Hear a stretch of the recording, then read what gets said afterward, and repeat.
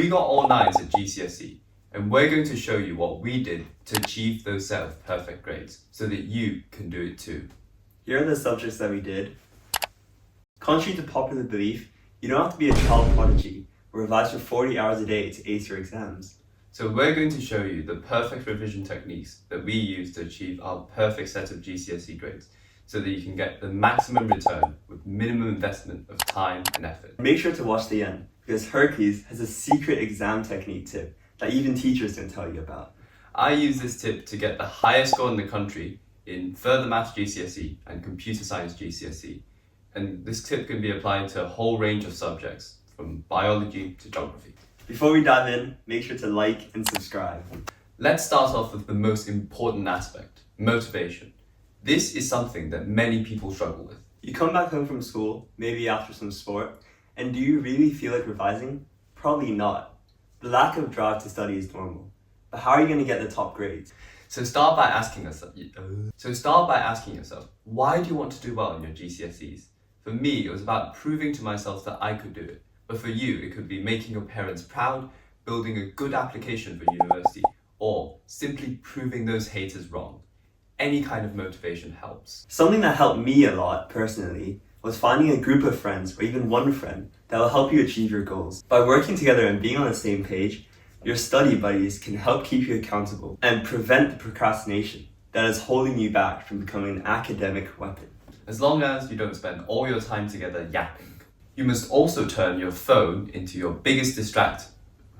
You must also turn your phone from your worst distractor into your best motivator. I know that everyone has had this experience when you sat down, planned to do some work, but just ended up scrolling TikTok.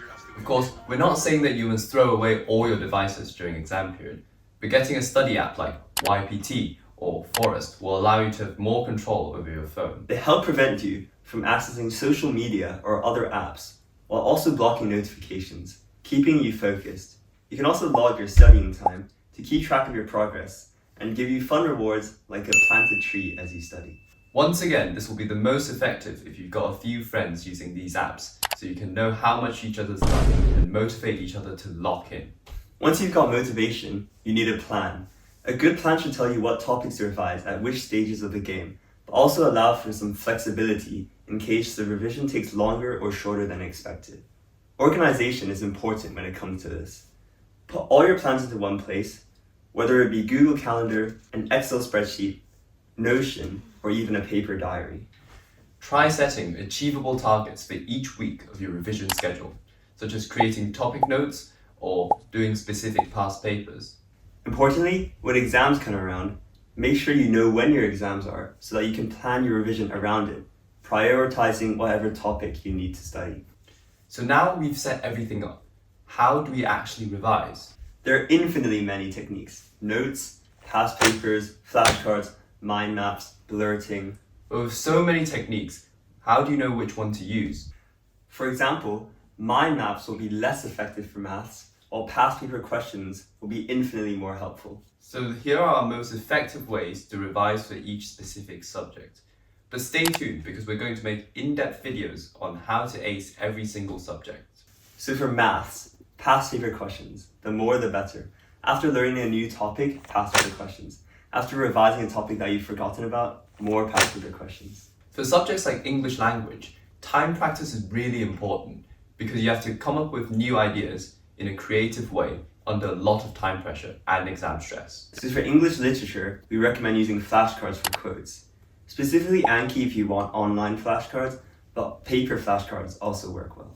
You can also try mind maps for planning and creating them for each character and linking them between the quotes and the themes. So for the sciences, the Feynman technique is really helpful. It's where you explain in your own words or in a simplified way the topic you've been learning to a friend or a sibling, which helps your conceptual understanding. For taking notes, CGP textbooks are a good reference. And of course, past papers are invaluable, as always. Obviously, just taking notes can be very useful, but it must be done with purpose. First, make sure to find a good revision textbook or resource that includes everything you need to know while still being concise. The most annoying thing is when you have to read through a whole paragraph of useless yap to get to the key points that you actually need to know for the exam. Copying out notes mindlessly is a common pitfall, because you're not actually engaging your brain. You're lying to yourself, thinking that you're learning the content. You should aim to not take notes word for word and instead use your own concise language while still including the key words. For me, I like to read and take in a few sentences or even a paragraph and then store it in my head. Then I cover the textbook and try to write out in my own words while still including the key points, what I've just read. That way, you're actually engaging your brain, comprehending what you're reading, and in the process, storing the knowledge in your head. It's basically blurting, but in smaller chunks. Of course, these are just suggestions. It's ultimately down to what suits you the best. An often overlooked bit is that your notes should include mark scheme specific phrases to help you hit the marking points every time in your exam. For styles of questions that appear often, like the reading questions in English language, write down a recipe of what you're going to include. What ingredients and in what order. Sticking to a well-rehearsed plan can make you feel much calmer in the exam instead of improvising for each question. It can be helpful to take notes with a specification on the side, just to make sure that you're taking down everything you need to know and that you've comprehended everything. You'll notice that our revision tips are exam-oriented. You should always revise with the exam in mind because that's what ultimately matters. And finally, if you're too lazy to do everything that we've just said, then just do past paper questions. They perfectly replicate the real exam, setting you up for success. As you work through questions, you'll realize what you don't know. By highlighting your weaknesses, you can put extra focus on them instead of working only on the topics that you're already proficient at. You must remember that the most important part isn't doing them, it's the marking that is. So use the mark scheme and be your worst critic. Note down all the mistakes you've made, big or small, so that you never get it wrong in the real thing. So how about the exam itself? You'll beat the majority of people sitting the exam by just having the tenacity to grind through it. Got stuck on a tricky maths question? Well, show as much partial progress as you can, get as far as you can, and then move on to the next question. Don't dwell too long on one question. Follow the corner of the page and move on to the next question. During the exam, don't think about the results and focus on what you're doing. Here's a tip I've used to ace all my exams, especially in subjects like computer science, biology, or physics where there are a lot of explain questions. Write your answers with the examiner in mind by structuring your answers like a mark scheme. Instead of long winding sentences, which also waste time, bullet point your answers so that they're easy to follow and mark. And here's the killer advice. You'll see that mark schemes often include multiple alternatives for the same keyword, and you can do the same too by putting slashes between your synonyms for the same phrase. Because there is no negative marking, as long as you don't say anything contradictory, this will maximize your chances of hitting all of the marking points. And of course, if you've got extra time, just write more. If it's a 3-mark explain question, try to write 4 or 5 possible marking points. Look out for how many marks each question is worth, so you structure your answer accordingly.